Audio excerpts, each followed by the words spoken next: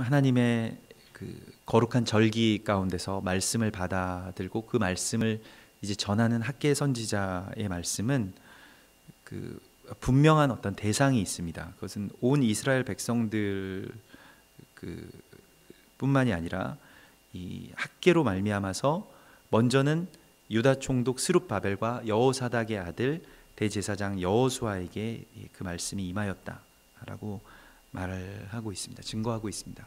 그러므로 이 스룹바벨과 그 대제사장 여호수아는 성전의 재건에 대한 굉장히 중요한 인물이고 또 영적으로도 가장 상징적인 그 두 직책을 상징하는 인물인데요. 먼저는 이 스알디엘의 아들 스룹바벨을 보면 이 스룹바벨의 이름의 뜻은 그 히브리어가 아니라 아카디아어인데요. 바벨론의 씨앗이라는 뜻입니다. 근데 스룹바벨의 그 생애를 보면 그 바벨론에서 물론 태어났고요. 역대하 36장에 보면 역대하 36장 9절과 10절에 보면 8살 때 그 바벨론으로 끌려간 이스라엘의 그 마지막에서 두 번째의 왕이 있습니다. 그가 바로 여호야긴인데요. 여호야긴은 그 8살 때 즉위를 하고 여호와 보시기에 악한 일을 행하였다가 시드기야에게 볼모로 먼저 잡혀갑니다. 이스라엘이 멸망하기 전에 먼저 잡혀가죠. 여호야긴의 아들이 이 스알디엘입니다. 이 여호야긴이 바벨론에서 그래서 이 8살 때 이후로 계속해서 살면서 바벨론에서 아들을 낳았는데 그의 아들이 이제 스알디엘이죠. 스알디엘의 이름의 뜻은 내가 하나님께 간청했다라는 뜻입니다. 그래서 그 먼저 그 왕의 다윗의 씨가 바벨론의 그 왕궁에 숨겨지게 되죠. 그리고 거기에 숨겨진 그 여호야긴의 씨앗, 그 다윗의 후손이죠. 그가 이 멸망한 모든 그 유다 민족의 남은 또한 그러한 다윗의 씨가 되었습니다. 그가 바로 스룹바벨이고 바벨론에서 감추어진 씨앗이 된 것입니다. 그래서 성경에서는 한 알의 밀, 겨자씨 한 알과 같이 천국은 숨겨졌다라고 말씀하시죠. 땅 속에 그렇게 겨자씨 한 알과 같이 숨겨진 것 같다. 아주 미약하지만 그리고 포로로 끌려가고 또 포로에 된 그 3대째의 그 아들이 다시 이제 돌아와서 유다의 총독이 되어서 돌아오게 되고 그가 성전의 건축에 가장 중요한 사명을 가지고 있다는 것을 우리가 알아야 됩니다. 그래서 그가 보기에는 또 어떻게 보기에는 여호야긴이 끌려가는 것과 또 그의 가정사는 굉장히 어떤 불행한 역사라고 할 수 있겠지만은 그러나 마지막에 어떤 심판을 피해서 하나님께서 오히려 가장 찾기 어려운 곳에 그를 숨겨 놓으셨는데 그것이 바로 바벨론 왕궁이었습니다. 만일 스룹바벨이 여호야긴이 끌려가지 않고 계속해서 왕위를 이어받았다면 스룹바벨은 멸망하는 중에 죽었을 것이거나 아니면 태어나지 못했을 수도 있습니다. 그의 아버지가 스알디엘이 그곳에서 죽었을 수도 있죠. 그래서 이와 같이 하나님께서 이제 숨겨두신 마태복음 13장에 말씀하시는 것처럼 겨자씨 한 알과 같이 숨겨두신 이 아들이 이제 자라서 결국 다시 돌아오게 되고 그리고 유다의 총독이 됩니다. 그리고 그에게 하나님의 말씀이 임합니다. 이사야서 6장 13절에 그 중에 10분의 1이 아직 남아있을지라도 이것도 황폐하게 될 것이나 밤나무와 상수리 나무가 배임을 당하여도 그 그루터기는 남아있는 것 같이 거룩한 씨가 이 땅에 그루터기니라 하시니라 말씀하시죠. 거룩한 씨, 거룩하게 남아있는 그 씨. 하나님께서 보시는 것은 이 땅에 많은 사람들이 어디에 있느냐를 보시지 않습니다.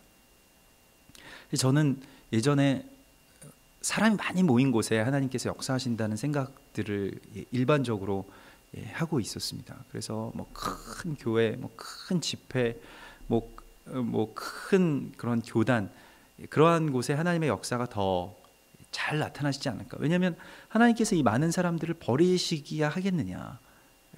그래서 이 많은 사람들이 그렇게 그 미혹에 빠지게 되겠느냐? 그런 생각들을 하였는데요.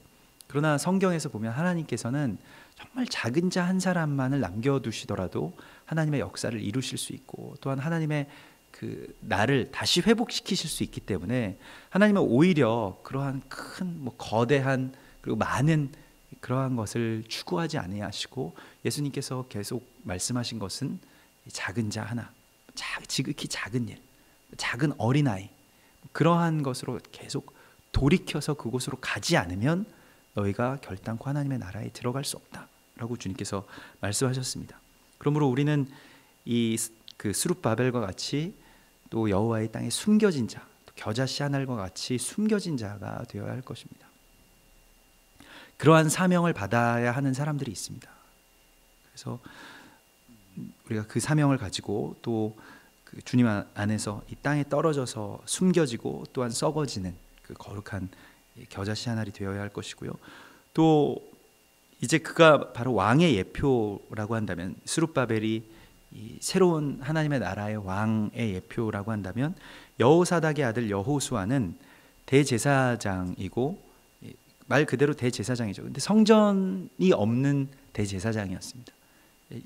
유다의 바벨론 포로 공동체에서 계속 그 대제사장의 가문 가운데서 자라왔던 사람이고, 그들은 그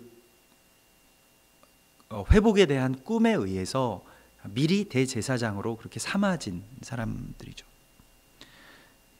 이 여호사닥의 아들 여호수아라는 이름이 하나님이 구원하신다라는 뜻이고, 그것이 바로 여호수아의 이름, 여호수아서에 나오는 그 여호수아의 이름과 꼭 같은 이름이고, 그가 바로 요시야, 이 개혁의 왕이었던 요시야 왕의 이름과 같죠.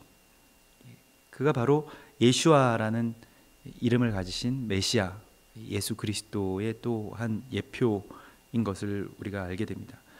그래서 이 학개서와 스가랴서는, 학개서는 조금 실제적인 성전의 재건에 대한 말씀을 선포한다면, 이 스가랴서는 성전의 재건에 관하여서 스룹바벨과 여호수아에게 영적인 어떠한 그 의미들을 부여하죠. 그래서 그 하나님 앞에 서 있는 대제사장 여호수아의 환상들을 계속 보여주고 선포하곤 합니다. 여호수아는 예수아에 대한 또 다른 예표이고, 그가 여호사닥의 아들이었다고 하는데요. 여호사닥은 그 여호와 짜딕이라는 뜻으로, 짜딕은 의롭다라는 뜻을 가지고 있습니다. 그래서 여호와께서 의롭게 하셨다라는 뜻을 가지고 있고요. 성경에서 예수 그리스도의 아버지에 대한 짤막한 그 기록은 마태복음 1장 19절에 요셉은 의로운 자였더라라고 나와 있죠. 그 의로운 자라는 것은 착한 사람, 온순한 사람이 아니라, 이 짜딕이라고 하는 것은 하나님께 가까이 하는 사람, 하나님과 동행하는 사람을 말하는 것입니다. 에녹과 같이. 성경에서의 의롭다는 개념은 하나님과의 거리의 개념이지 어떤 행위의 결과의 개념이 아닙니다. 뭘 하고 있느냐는 열매일 뿐이죠. 하나님과 가까이 있을 때 맺게 되는 열매일 뿐입니다. 그래서 복 있는 자는 그 시냇가에 심기워진 자와 같다. 시절을 쫓아 과실을 맺는다라고 말씀하시는데, 우리가 그 뽑혀져 있으면, 하나님과 거리가 멀어서 그 땅에서, 그 말씀에서부터 뽑혀져 있으면, 그 은혜에서부터 뽑혀져 있으면 열매를 맺을 수는 없죠. 잠시 동안 살 수 있을지는 몰라도. 그래서 그 의로운 자다, 이 의로운 자에게서부터 하나님께서는 그 주님의 구원의 역사를 이루실 사람을 내십니다. 언제나 그러시죠. 결국 스룹바벨과 여호수아는 베드로전서 2장 9절에 왕 같은 제사장을 의미합니다. 우리의 사명에 대한 두 예표이죠. 왕으로서의 통치, 왕으로서의 실제적인 삶, 그리고 제사장으로서의 예배, 이 두 가지를 우리가 같이 가지고 있는 그러한 주님의 그 제사장의 사명을 우리가 받았음을 주께서 오늘 우리 가운데 말씀하시고요. 그래서 여호와의 말씀이 선지자 학개에게 임하여 이르시되, 이렇게 3절에 말씀하십니다. 학개는 말 그대로 여호와의 절기, 여호와 나의 절기, 나의 절기를 지키는 절기 제물, 이러한 그런 모든 그 의미들을, 절기와 관련된 의미들을 가지고 있다는 것을 우리가 함께 나누었죠. 4절에 이 성전이 황폐하였거늘 너희가 이때에 판벽한 집에 거주하는 것이 옳으냐, 이렇게 하나님께서 물으십니다. 판벽한 집이라는 것을 어떤 학자들은 굉장히 좋은 집이라고 그렇게 이야기하기도 하는데요. 근데 뭐 그러한 의미로 쓰이지는 않고, 이 판벽한 집은 벽을 세우다의 의미가 있습니다. 쌉한. 그래서 여기서 판벽하다라고 하는 이 단어를 쓴 이유는 벽을 세우고 그 안에 안주하려고 했다는 것입니다. 사람이 벽을 세우는 이유는 그 안전을 도모하기 위함이면서 또한 외면하기 위함이죠. 밖을 내다보고 싶지 않다는 것이에요. 나의 삶만을 보고 싶다는 것입니다. 하나님의 나라의 회복이나 또 뭐 백성들의 뭐 예배의 회복이나 또 성전의 재건, 이 문제는 뭐 당연히 해야 되는 거지만, 아주 좋은 일이지만 나는 하고 싶지 않다는 것이에요. 거기에 가장 효과적인 방법은 무엇일까요? 자기의 삶의 벽을 치고 그 안에 들어가는 것입니다. 외면하는 것이죠. 그렇게 그 안에 들어가서 이 안주하다, 너희가 이 판벽한 집에 거주하는 것이 옳으냐, 이 거주하다는 이 아샤브, 안주하다, 뭐 정착하다, 여러 가지 뜻이 있는데요. 이 거주하다, 거주하는 것이 옳으냐 이렇게 말씀하시면서 하나님께서 이 천국 백성들에게 주신 그 천국 백성들이 하나님의 은혜와 복을 받는 그 조건을 말씀하신 곳이 창세기 26장에 있는데요. 26장 3절에 보면 이삭에게 하나님께서 이렇게 말씀하십니다. 이 땅에 내가 거류하면 내가 너와 함께 있어 내게 복을 이루고 내가 이 모든 땅을 너와 내 자손에게 주리라 말씀하십니다.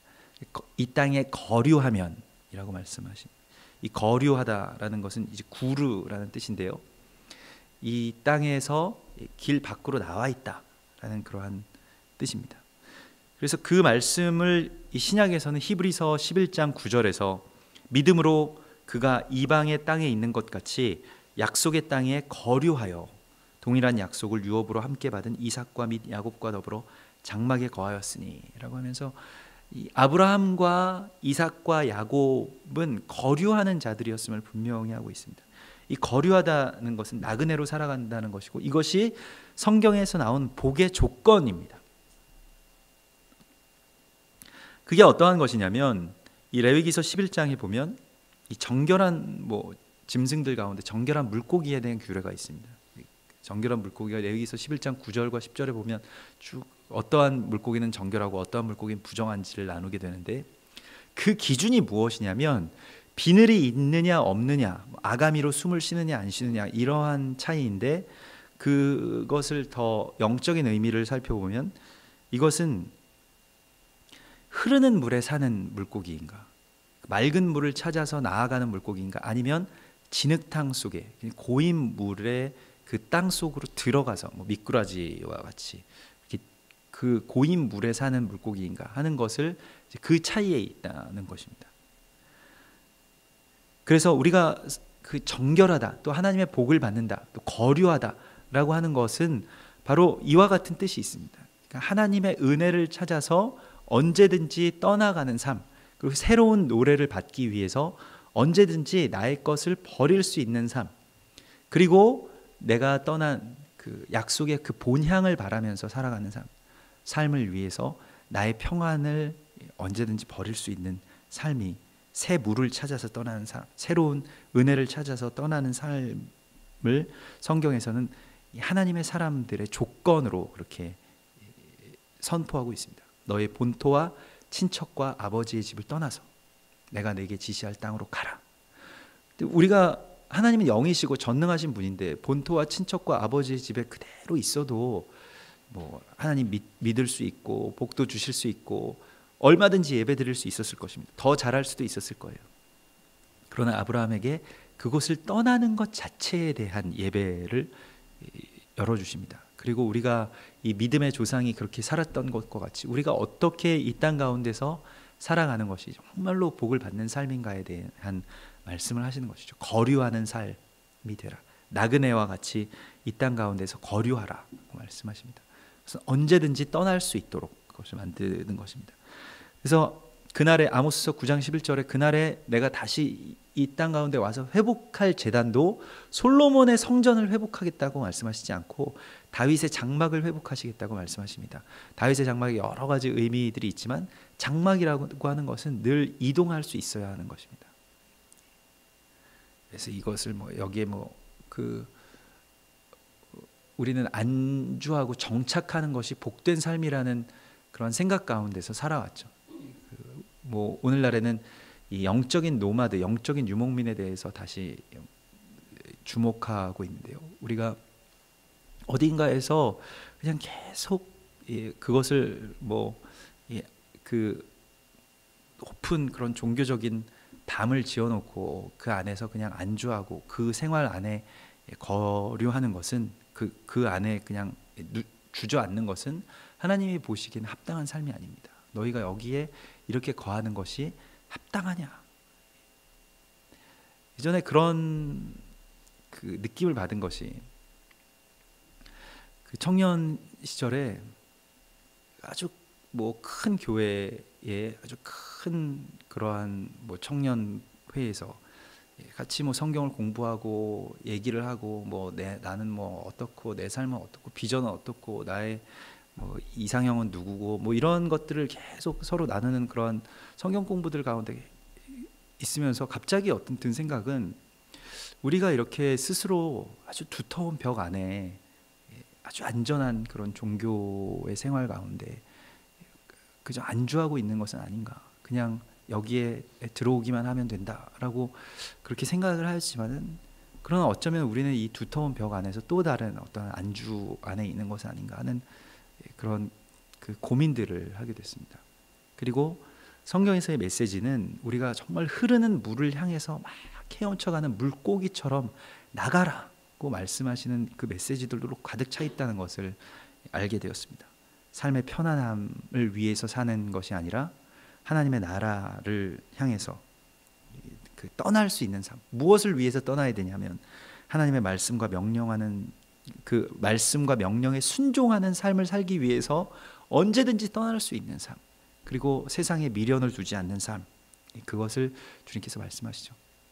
실패를 두려워하지 아니하고 또 고난을 또 불확실함들을 그렇게 마다하지 아니하고 그 앞을 향해서 나아가는 삶을 주님께서 우리 가운데 보여주셨습니다. 그래서 누가복음 19장에 그 예수님께서 열 문화의 비유, 달란트 비유, 다른 복음서에서는 달란트 비유였는데요. 이 문화의 비유를 하시면서 한 문화를 수건에 싸놓았던 자를 저주하시죠. 나는 쫓겨나고 슬피 울면서 그 한 문화까지 빼앗기리라. 그 한 문화를 수건에 싸두었던 자는 어떤 자였습니까? 꼭 우리와 같은 자였죠. 그냥 아무 일도 없는 게 제일 복받은 삶이다. 별 걱정 없이 살고 별 일 없이, 요즘 별일 없으시죠? 하면 그게 우리에게는 참 인사말이고 평안하다는 뜻이잖아요. 그러나 걱정 없이 살고 별일 없이 사는 것이 성경에서는 복받은 삶이 아니라 저주받은 삶이라고 말씀하십니다. 하나님의 나라를 위해서 애통해하고 근심하고 또 함께 그리스도 예수와 함께 나아가는 그러한 삶. 그냥 내가 여기에 이 평안함과 또 이 자리에 만족하지 않는, 하나님의 나라가 아직 이루어지지 않았는 것에 대하여서 늘 떠날 준비를 하는. 그래서 바울도 그렇고 모든 사도들이 교회를 세우고 여기 이제 교회를 세웠으니 내가 여기에서 거주하고 여기에 담임 목사가 되어서 여기에 좋은 사무실을 내고 같이 이렇게 있어야 되겠다 이런 생각을 하지 않잖아요. 언제 떠날까 이걸 항상 생각하는데, 떠나지 못하는 이유는 교회가 조금 더 그 자리를 잡고 또 하나님의 말씀 안에서 사람들이 그렇게 자생적으로 또한 그 일들을 할 수 있을 때까지만 섬기고 곧바로 떠나는 것이에요. 그러나 버리는 것이 아니라 끝까지 계속 또 다시 찾아오고 편지하고 그러는 것이 이제 사역의 또 하나님의 사람들의 그런 모형입니다. 예수님께서 이 열 달란트 그 달란트 비유, 이 열 문화 비유를 하시고 누가복음 19장 28절에서 이 비유를 모든 말씀을 하시고 예수께서 이 말씀을 하시고 예루살렘을 향하여 앞서서 가시더라. 이렇게 짤막하게 누가는 이 말씀을 마칩니다. 예루살렘을 향해서 앞서서 가셨을 때 그곳에서 십자가를 지시기 위해서 가셨죠. 6월절에 어린 양으로 십자가를 지시기 위해서 가셨는데 바로 그때에 이러한 말씀을 하신 것입니다. 그래서 너희는 그저 이것을 쌓아놓고 외면하고 너희의 벽 안에서 안주하고 면서 살아가려고 하지 말아라.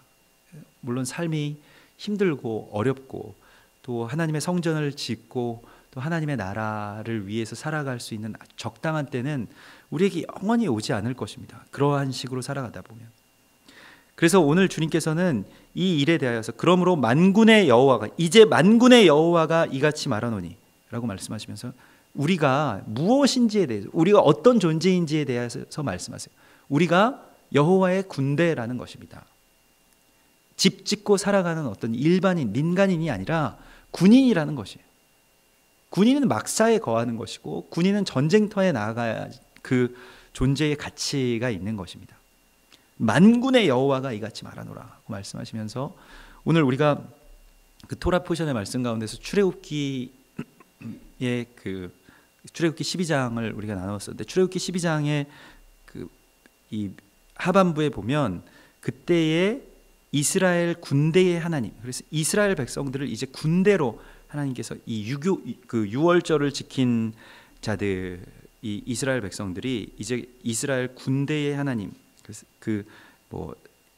출애굽기 12장 41절에 보면 430년이 끝나는 그날에 여호와의 군대가 다 애굽 땅에서 나왔은즉 하면서 이 애굽 땅이 어떠한 곳이었는지에 대하여서 전체적인 총평을 하는 것이죠.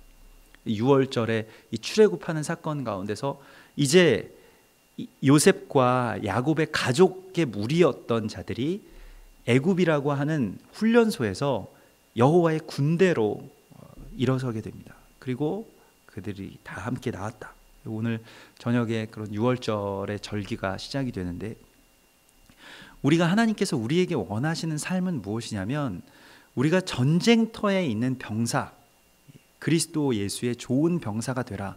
주님께서 말씀하셨던 것과 같이 우리가 좋은 병사로, 그 좋은 병사는 어떠한 병사냐면 자기 삶에 얽매이지 않는다라고 성경은 말씀하고 있습니다. 좋은 병사라고 하는 것은 싸움을 잘하는 병사이기도 하지만은 그러나 전쟁은 여호와께 속한 것이기 때문에 우리는 순종할 뿐입니다. 그리고 좋은 병사는 성경에서는 오히려 싸움을 잘하는 병사라기보다는 자기의 삶에 얽매여서 살지 않는 병사를 말씀하고 있는 것입니다.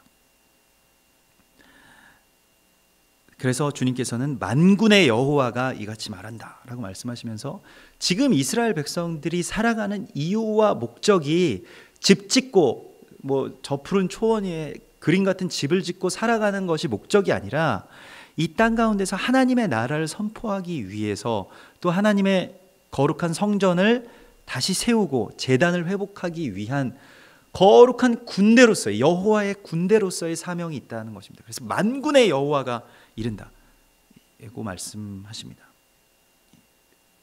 군인으로서 그들이 깨어나라 말씀하시죠.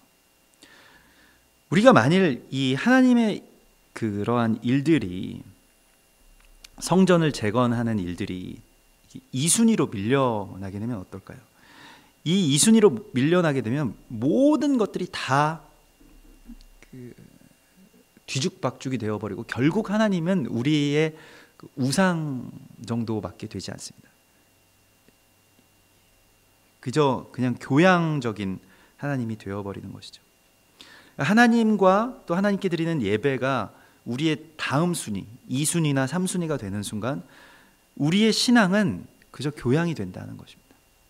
모든 말씀이 다 이그러지고 삶이 진정한 제물로 드려질 수 없게 될 때 평안도 깨어지게 되고 그리고 어디에서 회복할 수가 없게 됩니다. 왜냐하면 말씀이 그 말씀에 대한 그러한 삶의 본질을 우리가 전혀 이해할 수 없게 되고 그냥 말씀이 나에게 대한 적절한 위로, 삶의 어떤 적당한 양념 정도로만 취급되면서 하나님의 나라에 대한 나의 삶의 본질, 창조의 본질이 어그러지게 돼요. 그렇게 하나님을 믿어서는 모든 것들을 아무것도 할 수가 없습니다. 거기에서 출발해서 좋은 곳으로 나갈 수가 없어요. 그 자세로는 어쨌든 교회에서 신앙생활은 할 수 있을지 몰라도 결단코 하나님의 나라의 그 백성으로는 들어갈 수 없습니다. 하나님께서 이스라엘 백성들에게 지금 성전을 건축하지 않고 판벽된 집에 거주하는 것이 옳으냐고 말씀하실 때 하나님이 거주할 곳이 없으셔서 말씀하신 것이 아닙니다. 하나님은 하나님은 하늘의 보좌가 있으시죠. 하나님이 이 땅에서 성전을 지어달라고 말씀하시는 것이 아니라 하나님께서 이스라엘 백성들이 하나님과 만날 장소를 위해서, 자기들을 위해서, 이스라엘 백성들에게 가장 필요한 것이 바로 성전이라는 것이에요. 하나님과의 만나는 장소, 그리고 예배하는 장소, 그것을 위해서 살아가지 않으면 어떤 집에 거주하더라도 그것은 아무것도 아니라는 것을 말합니다. 언젠가 예전에 저희 가정에 어느 할머니가 한 분이 그 초인종을 누르시고 여기가 혹시 교회 아니냐고, 교회 교패가 붙어 있는 걸 보고 그렇게 말씀하신 것 같아요. 교회가 아니에요. 교회에 왜 예배가 없냐고. 그래서 그때 무슨 어떤 주택에 살 때인데 그렇게 자기 손자를 데리고 예배 드리러 왔다고 말씀하시는 것이에요. 그래서 저희 어머니가 그분들 모셔와서 뭐 같이 기도하고 이런저런 얘기하고, 물론 교회는 아니지만 같이 기도할 수 있습니다라고 기도하고, 또 뭐 나중에 주일날 같이 이제 예배당 가는 것에 대해서 이렇게 얘기를 하셨는데, 그분들이 다시 돌아가신 이후에 이제 어머니가 하나님께서 우리의 가정을 그렇게 교회로 부르시고 세우시기를 원하는데 우리가 그냥 이렇게 집에 사는 것만을 위해서 살아왔던 것 같다. 그래서 우리가 다시 여기서 예배하고, 또 예배할 때 뭐 저분들이든 누구든 와서 그렇게 예배하면 좋겠다라고 말씀하셔서, 그때 집이 교회가 되는 게 하나님의 뜻이구나 하는 것들을 함께 나누게 되었는데요. 오늘 주님께서는 우리가 이 세상 가운데서 지금 무엇이 나의 1순위인가 하는 것을 다시 스스로 살펴보라고, 스스로 점검해 보라고 말씀하십니다. 오늘 5절의 말씀에 그러므로 이제 만군의 여호와가 이같이 말하노니 너희는 너희의 행위를 살필지니라. 너희가 지금 뭘 하고 있는지를 살피라고 말씀하시는 것이에요. 하나님과 그 예배가 2순위인가, 나의 삶의 다음 순위인가, 아니면 첫 번째 순위인가, 교양인가, 아니면 생명인가 하는 그 절실한 그 어떤 기로에 우리가 항상 서 있다는 것입니다. 내가 우선이 되는 삶에서는 하나님이 아무것도 하실 수가 없어요. 그리고 고린도후서 13장 5절에서 너희는 믿음 안에 있는가, 너희 자신을 시험하고 너희 자신을 확증하라. 예수 그리스도께서 너희 안에 계신 줄을 너희가 스스로 알지 못하느냐. 그렇지 않으면 너희는 버림받은 자니라고 말씀하십니다. 우리 자신을 늘 살피고, 또 내가 믿음 안에 있는가, 너희 자신을 확증하라. 예수님께서 우리 안에 거하신, 내가 하나님의 성전이 된 것과 하나님의 성령이 너희 안에 거하시는 것을 너희가 알지 못하느냐. 주님께서 간절하게, 또 아주 처절하게 말씀하시는 것이에요. 자신을 살피는 것에 게을러서는 안 됩니다. 이것을 계속 찾는 것이 또한 그러한 흐르는 물을 향해서 나아가는 것이에요. 새로운 물을 향해서. 시편 139편 23절에서 하나님이여 나를 살피사 내 마음을 아시며 나를 시험하사 내 뜻을 아옵소서. 내게 무슨 악한 행위가 있나 보시고 나를 영원한 길로 인도하소서. 다윗은 자기 자신을 하나님께서 시험해 주시기를 바랍니다. 그리고 나를 늘 그렇게 정결하게 해달라고. 새로운 물로 나아가는 것은 안주하는 것보다 훨씬 힘든 일이죠. 뭔가 애를 써야 하고 또 그 가운데 나아가야 하는데, 그러나 계속 그것을 구하고 있습니다. 또 여호수아는 이스라엘 백성들이 가나안으로 들어가기 전에, 요단강을 건너가기 전에 여호수아 3장 5절에서 너희는 자신을 성결하게 하라. 여호와께서 내일 너희 가운데 기이한 일들을 행하시리라고 말씀을 전합니다. 그래서 그 요단강을 건너가기 전에 우리가 해야 할 일은 자신을 살피는 것, 자신을 성결하게 하는 것이라고 말씀하고 있죠. 이 스스로를 성결하게 하는 것에 대하여서 마지막 때에 하나님께서 우리에게 주시는 마음이라고 다니엘서는 기록하고 있는데, 다니엘서의 예언, 다니엘서 12장 10절의 예언을 보면 많은 사람이 연단을 받아 스스로 정결하게 하며 희게 할 것이나 악한 사람은 악을 행하리니 악한 자는 아무것도 깨닫지 못하리라. 많은 사람이 연단을 받아서 자기 자신을 스스로 정결하게 하리라고 말씀하시죠. 그래서 고난, 그 고난 가운데 하나님의 거룩한 그 정결함들을 우리가 말씀을 통해서 받게 된다라고 말씀하시죠. 그래서 바울은 그런즉 선줄로 생각하는 자는 넘어질까 조심하라. 지금 뭔가 잘 살고 있다라고 생각되면 문제가 많은 삶일 가능성이 정말 많이 있습니다. 왜냐하면 성경에서 잘 살고 있다는 것은 내가 하나님의 나라에 대한 그 애타는 마음이 있는 상태이기 때문에 늘 불안하고 애통하고 지금 어떻게 하면 하나님께서 이 땅 가운데 하나님의 나라를 이루실까? 어떻게 내가 하나님께 드려야 예수 그리스도께서 이 땅 가운데 다시 오실까 하는 그 애타는 마음이 우리 가운데 있는 것이 정말 잘 사는 삶인데, 그렇다면 내가 이 땅 가운데서 자기 자신을 계속해서 살펴야 한다는 것입니다. 그리고 영적으로, 특별히 영적인 그 누룩에 대하여서 오늘부터 이제 무교절이 또한 시작이 되는데 너희는 누룩을 제거하라고 말씀하실 때 그 제거에 대하여서 우리가 누룩에 대하여서 어제도 잠깐 나누었습니다마는 누룩이라는 것이 그냥 살다 보면 그게 들어오게 되어 있는 것입니다. 누룩 없이 살 수는 없어요. 누룩이라는 것은 어떤 그런 삶에 꼭 필요한 것들입니다. 그 누룩이 없이는 우리가 그 안에서 살아갈 수 없지만은, 그러나 어느새에 우리가 누룩이 있는 빵을 먹게 되고 또 누룩이 있는 집에 살게 되는데, 그것을 이제 제거하고 다시 정결하게 성결함을 회복하게 되는 것이 또한 무교절이죠. 무교절은 누룩이 들어가지 않은 것만을 먹는다라는 것이 아니라 나의 삶 가운데 있는 모든 누룩을 제거하는 데 있습니다. 그 제거하는 행위 자체에 이 일주일이라는 절기를 드리는 것이에요. 오늘로부터 4월 1일까지 일주일 동안 내 안에 있는 누룩들을 제거하고, 이스라엘 백성들 같은 경우에는 집안에 있는 모든 식기, 집기, 가구며 모든 걸 다 드러내고 청소하고, 또 조금 의심 가는 것들이 있으면 버리고, 이렇게 해서 완전히 새롭게 되는 날을 선포하곤 하는데요. 그러므로 우리가 우리 안에 있는 것이 무엇이냐면 우리가 선줄로 생각하는 누룩이 있다는 것입니다. 내가 어느 정도 이루지 않았느냐, 내가 잘 살고 있지 않느냐, 내가 하나님 보시기에 내가 의롭지 않느냐 하는 것들이죠. 고린도전서 5장 6절에서 너희가 자랑하는 것이 옳지 아니하도다 이렇게 말씀하시면서 적은 누룩이 온 덩어리에 퍼지는 것을 알지 못하느냐. 우리 마음 가운데 조금의 영적인 교만만 있더라도 그 적은 누룩이 온 덩어리를 지배한다는 것입니다. 너희는 누룩 없는 자인데 새 덩어리가 되기 위하여 묵은 누룩을 내버리라. 우리의 유월절 양 곧 그리스도께서 희생되셨느니라. 예수 그리스도의 희생을 예표하는 이 유월절과 함께 무교절이 시작하는 것은 굉장히 놀라운 말씀입니다. 이러므로 우리가 명절을 지키되 묵은 누룩으로도 말고 악하고 악의에 찬 누룩으로도 말고 누룩이 없이 오직 순전함과 진실함의 떡으로 하자.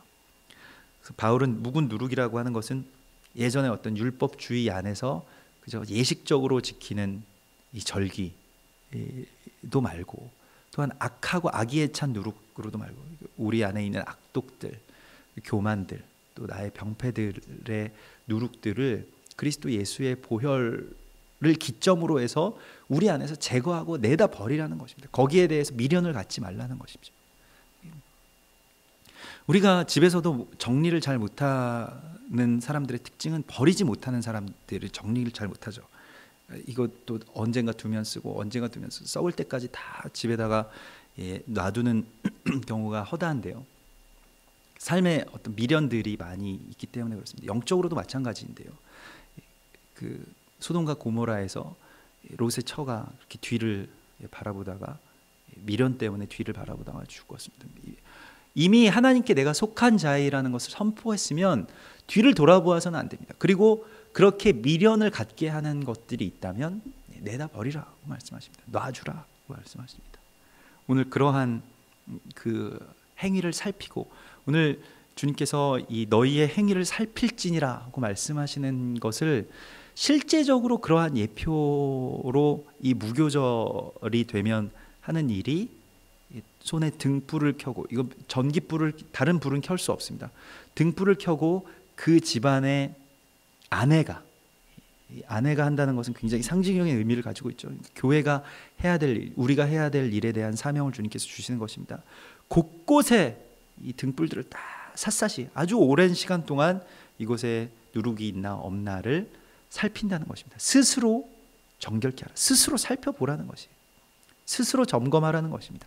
등불을 켜고라는 것은 말씀에 불을 켜고 그것을 다 보고 그렇게 점검하고 누룩이 없음을 선포하는 것, 이것을 통하여서 또한 하나님의 절기로 우리가 들어가게 됩니다. 내 안에 어떠한 영적인 교만, 영적인 허영, 또 세상적인 어떠한 교만, 뭐 어제도 우리가 말씀드렸지만 헤롯의 누룩, 사두개인의 누룩, 뭐 바리새인의 누룩, 그러한 뭐 또 음행의 누룩, 여러 가지 누룩들이 있었죠. 세상적인 어떠한 허영과 또 뭐 세속적인 영광, 아니면 뭐 그 우리의 이 말씀을 지키는 삶과 세상과의 어떤 타협, 세상의 어떤 편의에 맞추어서 사람들이 유월절을 지킬 수 없기 때문에 그럼 우리 유월절 지키지 말고 뭐 그냥 주일날 예배로 대체하자라고 하는 정도의 그러한 것들입니다. 그래서 모든 것들이 다 타협되고 그러한 지점 가운데서 누룩들이 생기게 되고 그 누룩은 전체로 다 퍼져나가게 된다고 주님께서 말씀하십니다. 오늘 이스라엘 백성들 지금 손을 완전히 다 놓고 있는, 그래서 영적으로는 하나님의 나라를 위해서 아무것도 하지 않는, 자신의 집을 짓고 거기에 살아가는 것만을 위해서 살아가고 하나님을 믿는 이스라엘 백성들, 또 우리에게 주님께서 말씀하십니다. 예수 다시 오심을 위해서, 또 하나님의 나라와 그 의를 위해서 지금 무엇을 하고 있는지, 또 거기에 대해서 다시 그것을 돌이키고 그 길로 나아가라고 주께서 오늘 우리 가운데 말씀하십니다. 우리 같이 기도하겠습니다.